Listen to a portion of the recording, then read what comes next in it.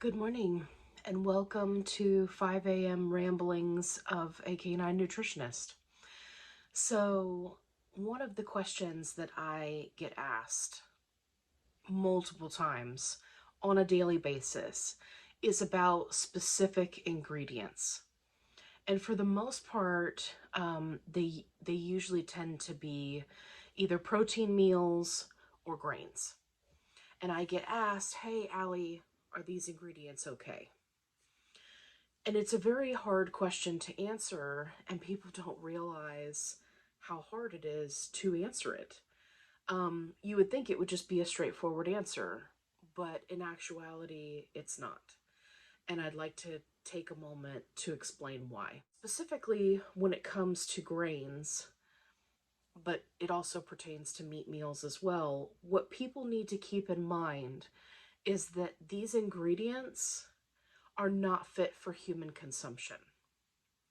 So, what does that mean?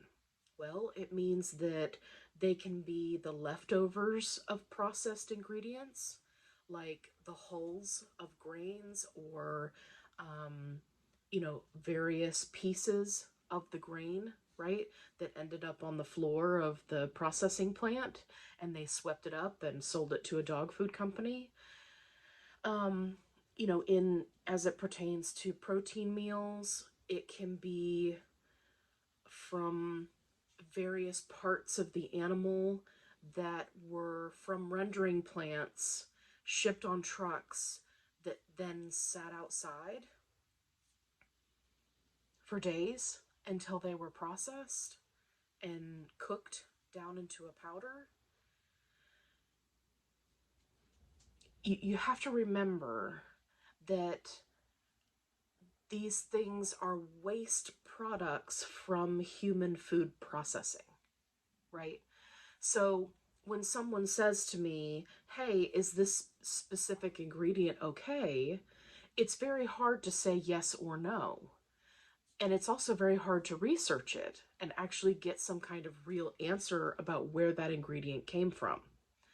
Because chances are that company's customer service is not going to know, or they're going to have some kind of scripted answer for you, or they're going to use some sort of unregulated marketing term like human grade to dissuade you from knowing the truth about that ingredient. Or even worse, it could come from overseas, right? And the reason why that's problematic is because there are no regulations in a lot of companies where we get ingredients for dog food. So, um, every few years we have massive recalls on protein meals and grain meals and various powdered vitamins and minerals and ingredients that come from overseas because they bulk up those ingredients with other materials that are not fit for consumption, and many dogs and cats suffer the consequences of that. They can become irreparably damaged. They they can die.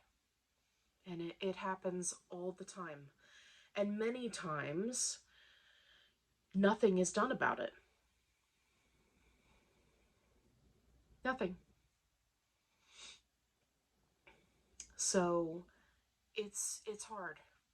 It's hard to have someone ask you, is this ingredient in this one food from this one brand okay? And that's one of the main reasons why I have a list of problematic ingredients in my Facebook group, which is linked in the description box below. And I'm constantly updating the list because dog food companies are becoming very creative about what to add to bulk up the food, especially when it comes to fiber. They like to add all sorts of plant materials that your pets don't need to be consuming. So it it's challenging. But that's why I call them problematic ingredients, because The ingredient themselves can be problematic. Their origin can be problematic. The quality of the ingredient can be problematic. So to say that a meat meal, right, or beef meal or chicken meal, right, people like to say, oh, well, that's just, you know, the parts of the chicken and the meat, and it's all rendered down into a very protein dense powder, and that's okay. And that's a big one that you'll see people regurgitate all the time in dog food groups. Did that meat sit out for 3 days in the back of a truck with bugs in the heat? Would you feed that to your dog? I mean, there are a lot of things that go on behind the scenes, right? So it's just something to keep in mind. If you're feeding a processed food or a processed treat, you're going to run into those ingredients. I don't care if it says organic, I don't care if it says all natural, I don't care if it says human grade, right? None of those terms are regulated. They're specified by AFCO, but make no mistake, AFCO is not a regulatory entity. They just say, in order to put this marketing on your bag, you must do this or this. But there are so many loopholes in everything, and it's because the pet food companies have set it up this way. So like I said, it's problematic. Anyway, I could go on and on forever. Thank you for coming to my 5 a.m. rambling session. If you enjoyed the video, please give me a thumbs up. If you haven't already, please go to the description box below. The link for my Facebook group is there. There is a ton of information in the files. There's a list of problematic ingredients. I have a recommended food list, all kinds of different foods that could potentially be a good fit for your pet.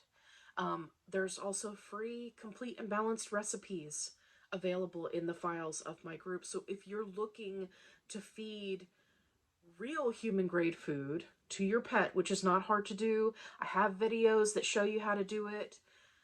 It takes a very minimal amount of effort, especially if you only have one dog. I would highly consider it. Anyway, I've got the recipes in the group. So please be sure to check those out. If you watch to the end, give me a thumbs up, and we'll do some more 5 a.m. rants later on. I hope you guys have a great day.